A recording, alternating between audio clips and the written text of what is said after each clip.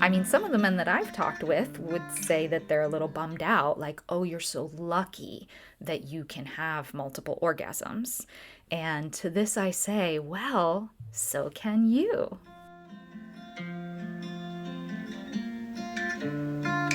Hello, everyone, and welcome to The Things That Come Between Us. I am your host, Charu Morgan, and I've been working with couples and individuals for almost 20 years, supporting them in feeling more connected to their own body, to their sexuality, to their partners, and I'm excited to continue to share that work in new ways. And here I am making a podcast.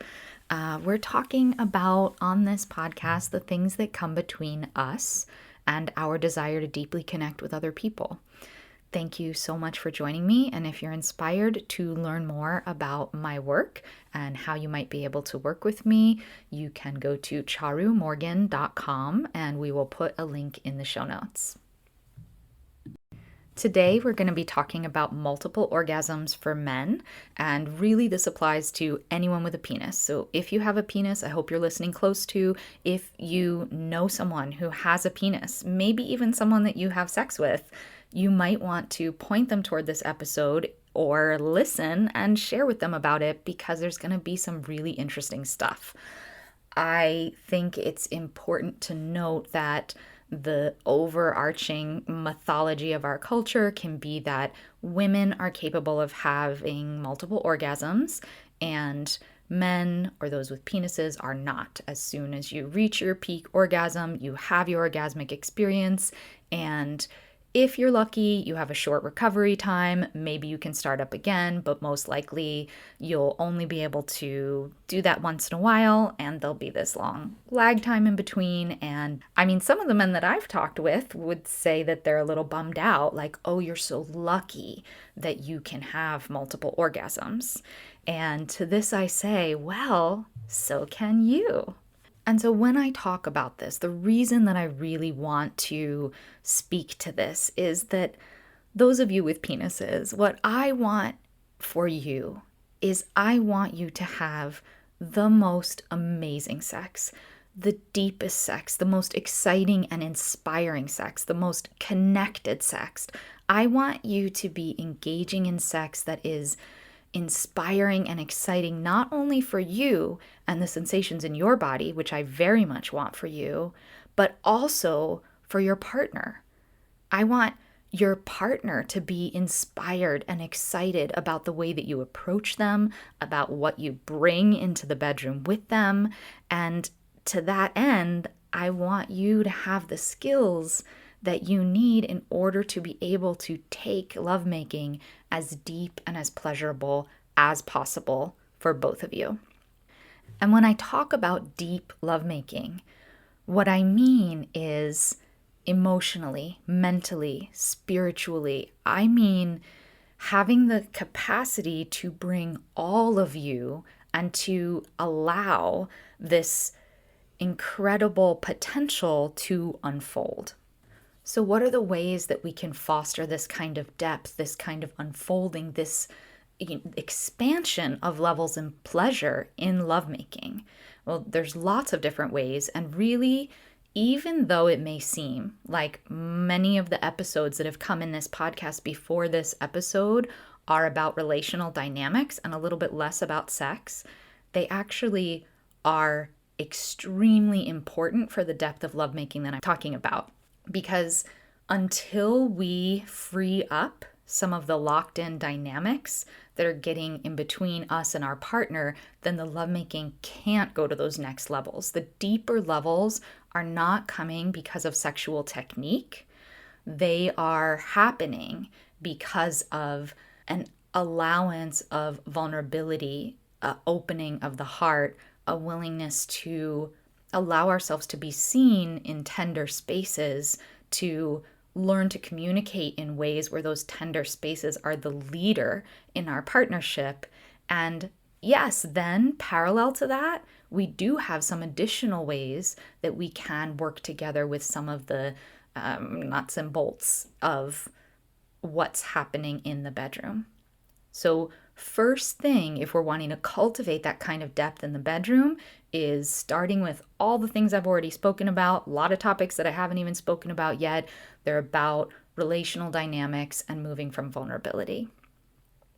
And then when we come to looking at some actual nuts and bolts stuff, and there's so much more to say about this as well, but the one we're going to focus on today is oftentimes extending the amount of time that we are spending intimate time together. Now, this time is not all whatever you define as sex.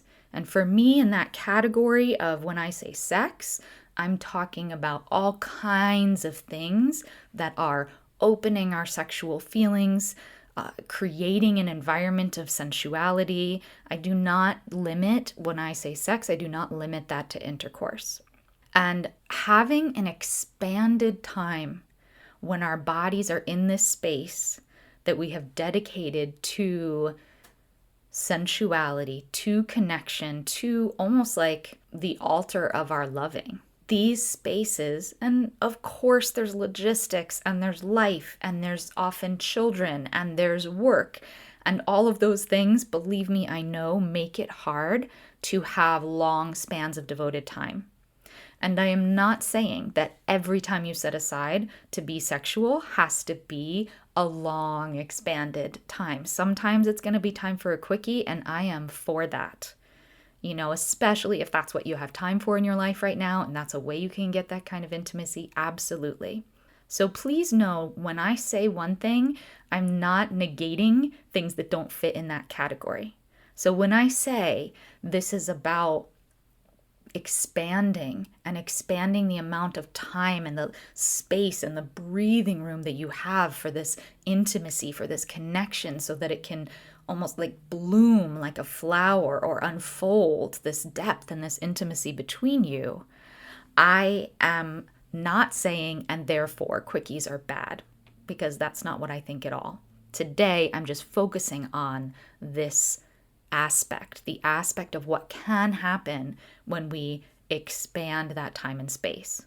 And there are a lot of things that contribute to that. I'm sure I'll do future episodes on how do we continue to expand, like what do we do if we've set aside a nice amount of time? What are we then doing within that time to open the bodies and expand in new ways so there's room for more new exploration? And here, the thing of beginning to look at how might those with penises experience multiple orgasms is one small piece of the puzzle of being able to extend the amount of time that we're making love. And so then our lovemaking, if we are making love with someone with a penis, or if we have a penis, it is not limited to the moment ejaculation happens, then all the energy is spilled out and it's done and we're complete for our time. When you're able to experience multiple orgasms, then that expands the possibilities of what can happen when you're in play and exploration and lovemaking together. So how is this possible? What am I speaking about when I speak about having multiple orgasms if you have a penis? And what I'm speaking about is something that the languaging that I like to use to refer to it is recirculating the orgasm. And the simplest way to describe this is that when the blood flow, the vitality, I'm going to use the word energy, hang in there with me. If that feels a little woo-woo for you, maybe this is a little bit woo-woo. I will say I've taught lots and lots of people, and it's been incredibly effective, even with the woo-woo bend.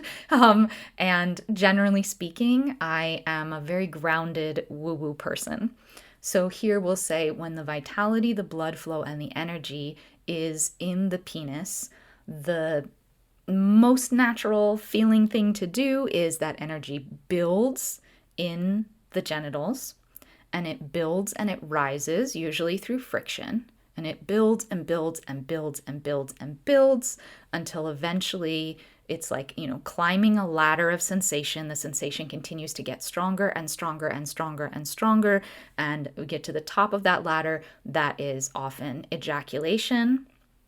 combined with orgasm, and then there's a drop off of energy and a space of relaxation.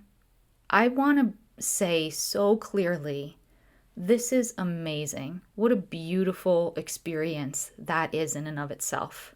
Again, just because I'm speaking to a different way to do it doesn't mean that I don't think this way of doing it is amazing, is beautiful. So when we work with recirculating the orgasm, what we're speaking about is that as that energy is full and vibrant and rising specifically in the genitals, what we are looking at is how do we invite that energy instead of being central in the genitals, how do we invite it up the spine and circulate it around and through the body. We go up the spine and then back down the body.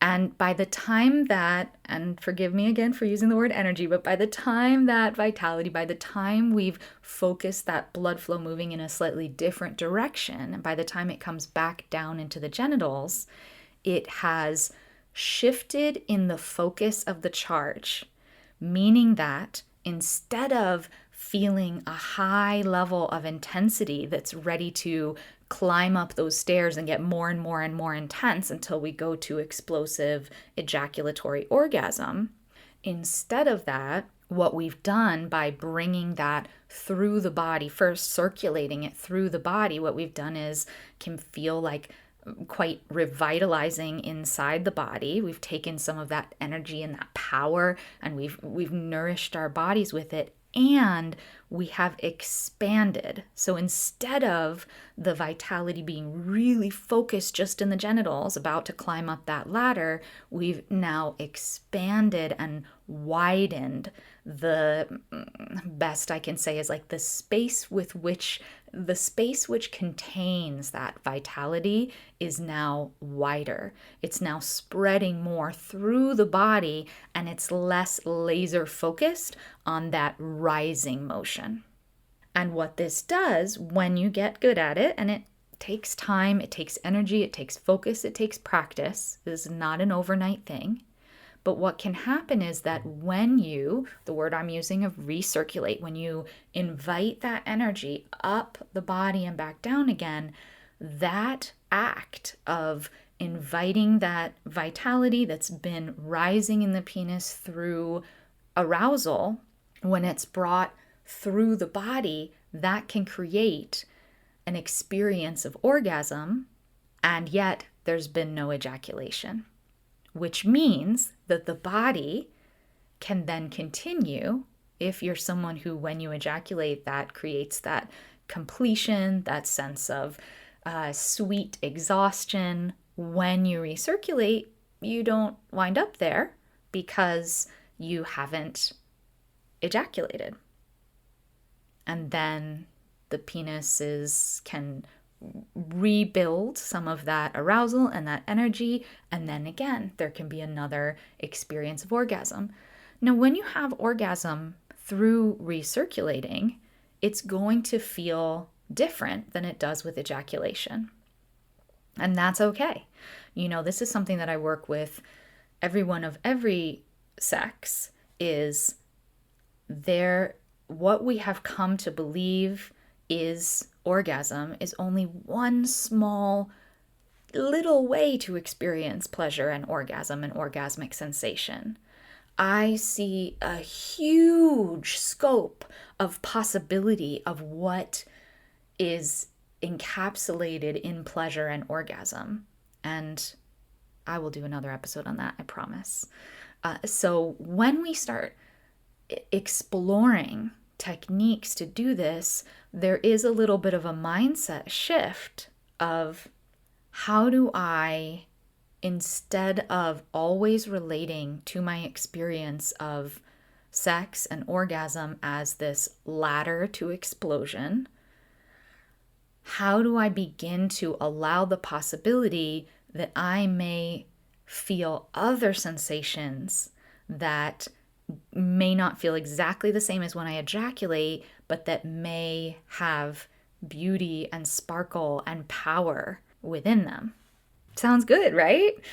So I'm excited to talk to you a little bit more about how this works. And before I do, I want to just address that if this is something that you've had exposure to before, if this is something that you've learned about before, or maybe you've even learned some techniques of how to do it, maybe you've come across concepts like this, may have been called ejaculation control, which P.S. I really hate when it's languaged that way, but it's really important to look at because the likelihood is if you've been exposed to this before, if you've learned it, maybe some part of you is even practicing it, there are a bunch of kind of weird, sticky things that can often go with it. So, for those of you that are hearing about this for the first time with me, this little section isn't going to be the most important for you.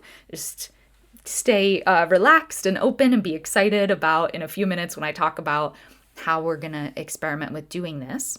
But for those of you who have heard of it, who maybe have some experience with it, where I really want to speak about these not so great ideas that often come with it. So, particularly when we put the word control in, when we say ejaculation control, where I see a lot of people go way off the rails is especially if you've come across this in any kind of sort of psycho-spiritual circles where there's been some intention of like holding the energy, the vitality for yourself, that there may be some mythology that's gone along with this, that when you ejaculate, you give over your energy, you lose your energy. Or it's a lot of times the myth is tied in with if you have a female partner that they want to take your life force energy by taking your sperm. And this is a way where you can keep that vitality for yourself, and the benefits are many. You're going to have better longevity. You're going to look younger for longer. You're going to feel vital. You're going to feel stronger. You're going to have more testosterone. All of these things tend to go with this certain kind of mythology about being a certain kind of man who sometimes the languaging is holds your seed. And what I found, because I've definitely worked with different men who've come in contact through other teachers who've learned these kind of things, and especially the men who have gotten really good at it, there's something that oftentimes, of course, nothing is true all the time, but oftentimes something that's really, really sad to me, really hurts my heart, and is really the antithesis of the work that I do, is that it's become another way of creating control. And even if that control is self-control, control within ourselves, control in a lot of ways, I don't know if this is true across the board, it's just coming to me in this languaging right now, is like control is kind of the enemy of intimacy. If I'm controlling my behavior around you, then I'm not really allowing you to see me. I may have good reasons to do that, right? There's a lot we could talk about here. But if I'm highly controlling myself when I'm in an intimate experience with you, then, well, for sure you're not having the kind of lovemaking that I'm speaking about. Because in some ways you're bringing a little bit of power struggle, which is normal. There's normal stuff here that we bring into the bedroom. There's maybe even some fun stuff there to explore. But when I'm speaking about expanding our lovemaking, being able to last as long as you would like because you aren't, what's the word I want to, you aren't beholden to, oh no, my body's going to ejaculate and therefore this act will be done. To be able to have choice when that ejaculation happens and when you can expand and keep the energy vital and alive and engaged for longer. I'm talking about having that choice in service of connection, in service of expanding the time you're sharing together. And oftentimes, this kind of technique has been used in a lot of ways in service of separation, in service of a kind of autonomy. I always am for you being autonomous with any act that you enter into. And also, if you're coming into the bedroom with a high level of self-control, I'm going to miss you. We're going to miss each other. And I want to highlight that because I never want anyone that I share this with, that I teach this to take it and run with it in a way of maintaining, just of propping up a kind of self-control that makes them feel maybe a little more safe, a little more in control, in a potentially like dangerous because it's vulnerable, not because there's actual physical, mental, emotional danger, but that place where we can feel threatened by intimacy because maybe our bodies aren't used to it, because we've been in contact with, or our initial programming around connection maybe wasn't safe in our families. And so it would be very understandable if there have been interpretations that have made this about control. And even if you're listening and this is how you've taken it, and it's been something where it allows you to feel more in control of your own body, more in control of your sexual experience, I just want to gently reach a hand out and say, I think there is potentially something really being missed in leaning too much into that aspect. Because even if someone ejaculates much, much sooner than they would like to in a sexual encounter, they could be more likely to experience true intimacy and expansion by being vulnerable, by staying connected, by looking to all the different ways where there could be play and expansion that's not limited to what's happening directly with the penis. And there can be just so much richness and love and experience there. Whereas someone could maybe be able to, last as long as possible because they have learned to control their ejaculation, and yet there may be no intimacy at all. That person may be completely guarding themselves through using this practice that my intention for it is love and expansion, and it can absolutely be co-opted and used as a way to guard more. And of course, do I want you to be guarded when it is appropriate for you to be guarded because something truly isn't safe? Absolutely. And my greater vision, the reason that I love this, the reason that I speak to this, the reason that I work with sexuality and relationships is because the greatest reward is in the connection. The greatest reward is in the intimacy. The greatest reward is in allowing ourselves to be vulnerable, to be tender, to be seen. And there's a risk in that.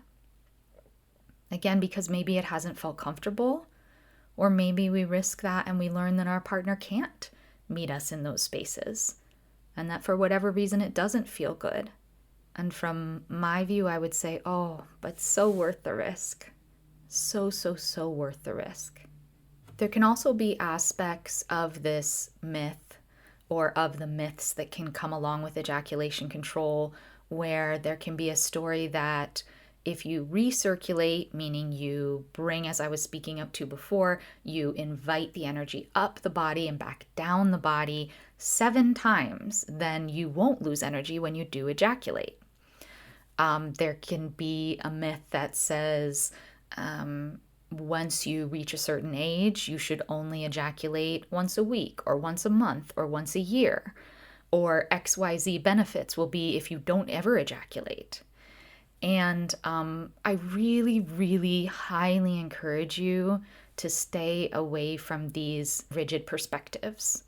My experience from teaching this to many men over the years and getting reports back from them of their experiences, and also having lovers who have shared with me their experience and who I've experienced when we're together, is that 7 is a really arbitrary number for how many times to recirculate. I had a partner and sometimes he could recirculate once and ejaculate and not feel any loss of vitality. And sometimes he would recirculate many, many, many times and still feel a little depleted when he actually ejaculated. So I think anything that someone is saying is an exact number is usually probably made up somewhere along the way, and it's really very body specific. And as far as the losing vitality at different ages, it's not that that's, if you ejaculate, it's not that that's entirely untrue. I imagine that there is an amount of times that maybe someone over 50 could ejaculate and ultimately just really be exhausting themselves. Absolutely. And also, my point is just let's not get fixated on that. Let's see if we can stay supple, stay fluid, stay in an in-between space where one thing isn't true all the time and another thing isn't true all the time. And let's leave space for you to discover what feels really right for your body. If you master these techniques and it becomes second nature to you and you begin to feel like, I don't really feel like I need an ejaculatory orgasm except maybe once a week, then great. That might be what works for your body. Or maybe you feel, no, you know what? I feel like when I ejaculate at least once a day, I feel better for these reasons. No one is inside your body but you. If you're working specifically with a teacher who's like learning who you are, all of your experiences, then maybe they'll have some pieces to point you toward that are specific to your journey after really listening to you specifically.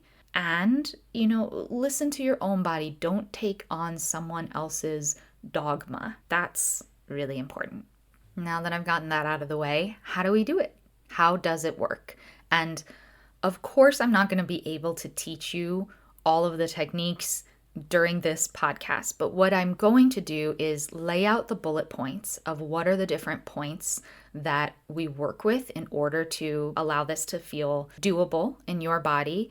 And I'm going to leave you with one super simple practice that you can do to really get started, because it takes time with each of the elements to get to that point where you can actually really fly with this. How we do this is a combination of just visualization and breath, and that's the one that I'm going to work with you on today and leave you with. Visualization and breath, as far as how do we work with moving that intensity of vitality that's alive in the genitals from the sexual energy that's woken up the penis, and how do we begin to invite it through the body? Well, we begin to do that through visualization and breath. The second piece is we work with the muscles through the pelvic floor. And we strengthen and we align the muscular movements with the breath. And that's another piece that allows us to get used to taking that really strong, vital, biological urge to move the energy out the penis and instead bring it through the body. And then the third piece is just repetition and practice. And we practice both in just a world where we're visualizing and we are working with the muscles, and with all of our clothes on in a relaxed state. And then we also practice once that level has been more or less mastered, when we feel really, really comfortable with the breath, really, really comfortable that those muscles have learned to work with the breath, then we also work with it with self-pleasuring.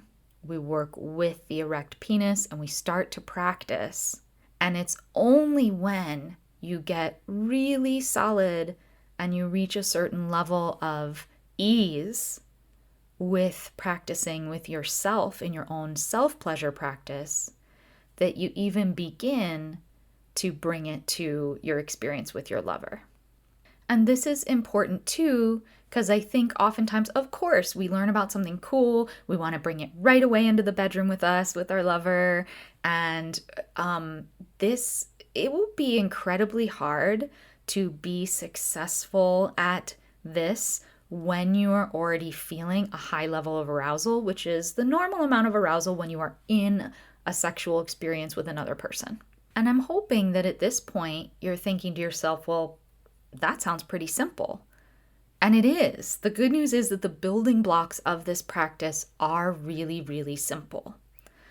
The hard part is making sure that you practice enough that the body gets to a place where this becomes just second nature. And then you come to a place where, no pun intended, where you get to choose. You get to choose, ooh, is this orgasm one that I want to recirculate so we can continue the flow of the lovemaking without the energy dropping? Or is this a moment where I feel that it's right for me to ejaculate? And so what we're really working on is giving you choice. That's all. Just being able to have the choice. It's not that you will always do this forevermore once you learn it. It's simply that you'll have the choice. And this is a great tool for those of you who have just wanted to be able to experience arousal and stay connected in lovemaking for longer periods of time. Maybe if you've previously felt that you ejaculate too quickly, or maybe you're just excited to see what would happen if you could expand your capacity for pleasure, for lovemaking, for staying in a higher level of arousal for longer. And when I'm teaching this to someone, I'm giving very specific steps for you to begin to work with. And we're working together where you would be giving me feedback on, this is how I'm feeling when I explore this step. This is where I'm getting a little bit lost. This is what's really working for me. And then we would continue to support you in working with the pieces that are and aren't feeling easy so that you get to a place, again, that place where the body feels like this is just second nature. And so for everyone listening today, I'm going to give you the very first step. And the first step, and you can do it with me here while you're listening. Maybe if you're in the car, don't do it, but just come to a stillness wherever you are. You could do this laying down, sitting up. I kind of like to do it sitting up with a long spine at first. And the first thing you're going to do, and this may seem so odd.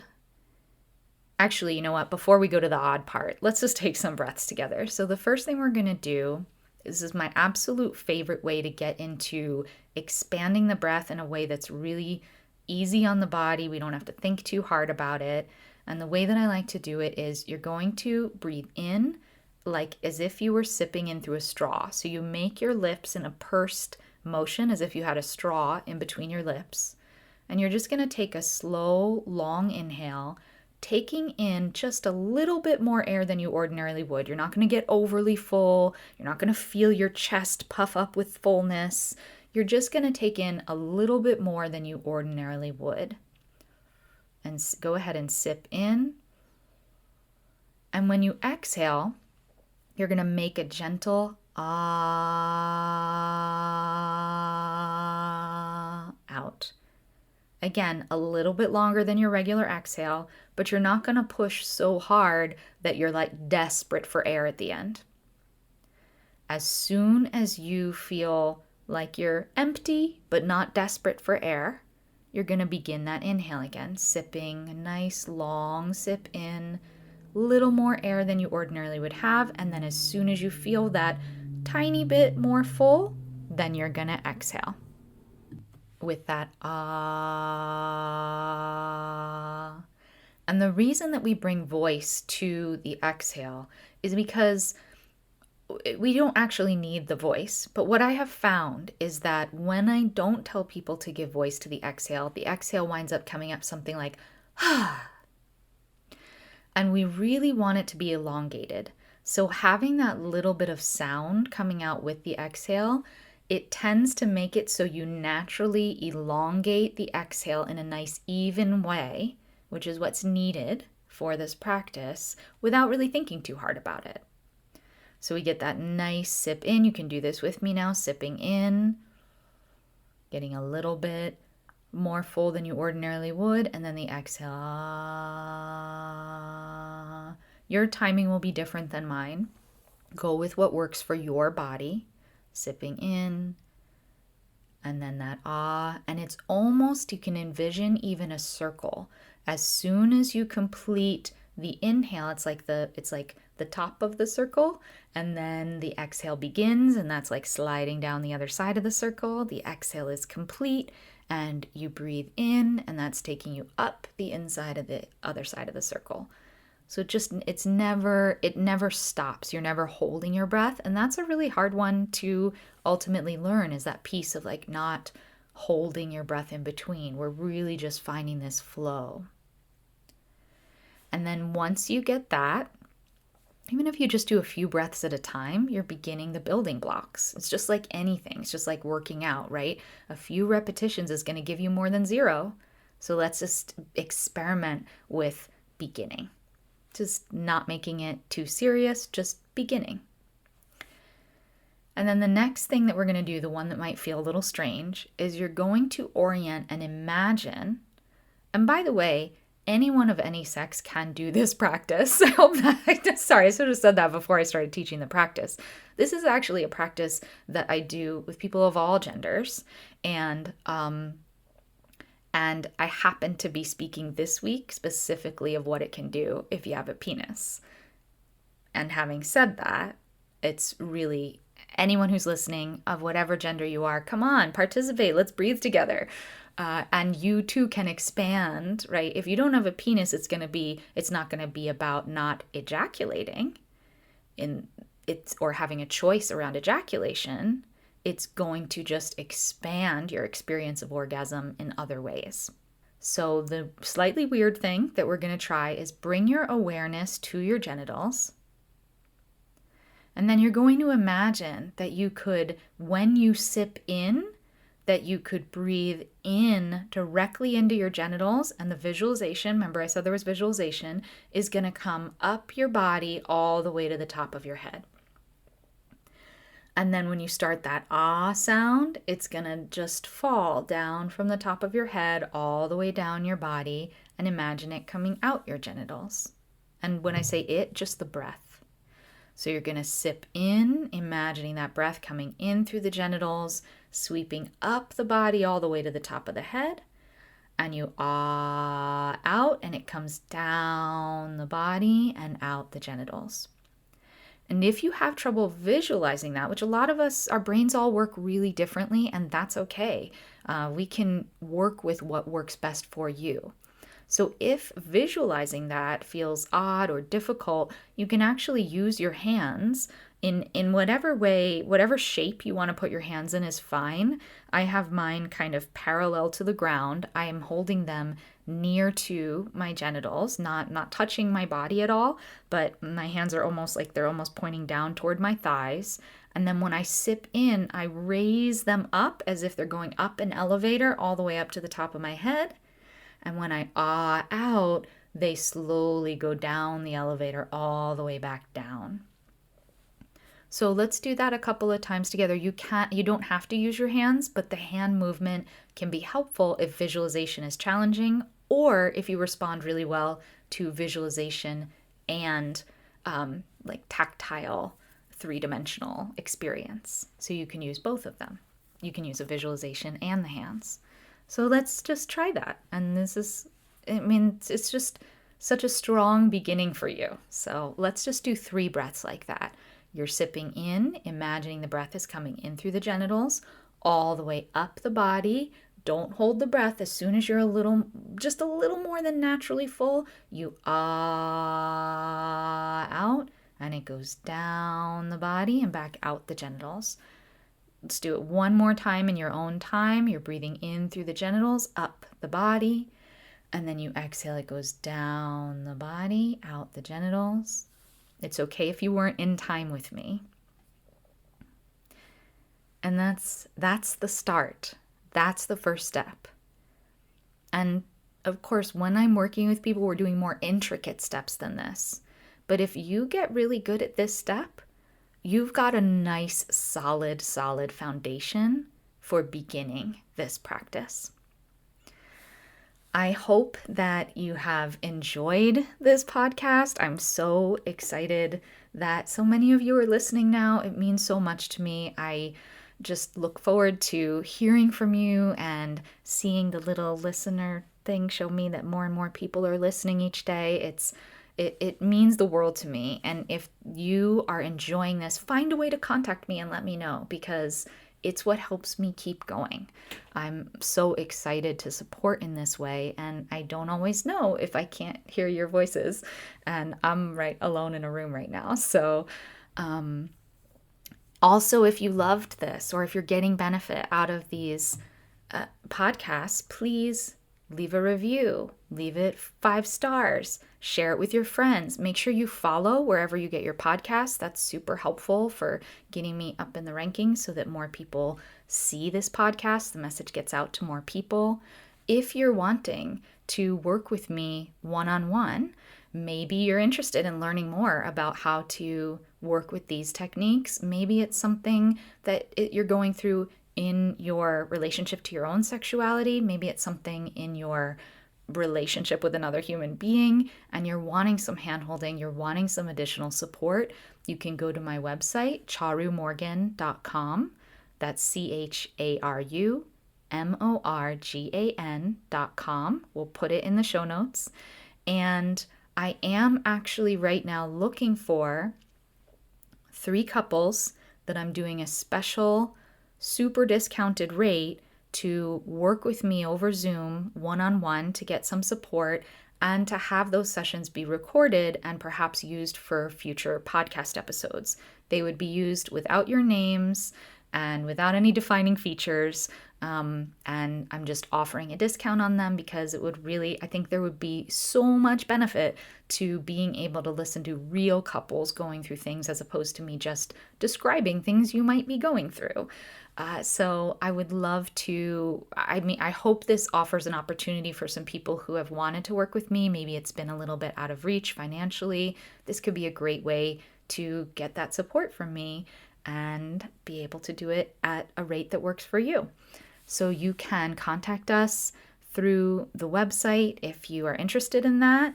And if you aren't already following me on Instagram, that's Charu Morgan. It's just at Charu Morgan. And I love to have you over there as well. And yeah, have an amazing rest of your day. Thank you again for listening. And I look forward to sharing more with you next week.